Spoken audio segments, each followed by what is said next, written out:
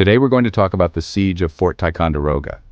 It had been built by the French in 1755 during the French and Indian War, and the English took possession when they won the war. In my previous video, The Capture of Fort Ticonderoga, we learned that the Patriots captured the fort without a shot being fired in 1775 by Ethan Allen and his army. Well, now, it was July of 1777, and the American Revolution was in full swing. A British army of 10,000, led by General Burgoyne, was on their way to recapture the fort. Fort Ticonderoga? It was a big deal, a strategic hotspot that could make or break the control over the Hudson River Valley. Inside the fort were about 3,000 American troops under General Arthur St. Clair and his superior, General Philip Schuyler. Once again, the Americans were outnumbered and outgunned. The approaching British army included Canadians, Loyalists, and around 800 Iroquois Indians, in addition to Burgoyne's regular army of 7,000 or 8,000 soldiers.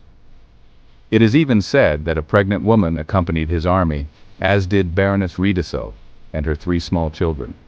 Burgoyne's forces secretly dragged their cannons up to the top of Sugarloaf, now called Mount Defiance. Mount Defiance overlooked Fort Ticonderoga, and the British were ready to attack.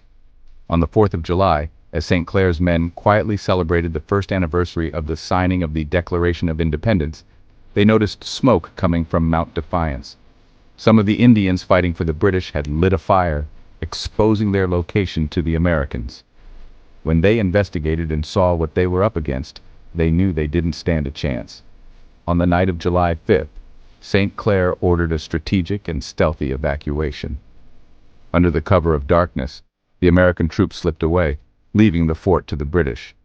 It was a retreat, but a smart one. He opted to save his men rather than the fort. The next morning, Burgoyne's men marched in, only to find the fort empty. The Americans may have surrendered the fort, but they weren't surrendering the fight.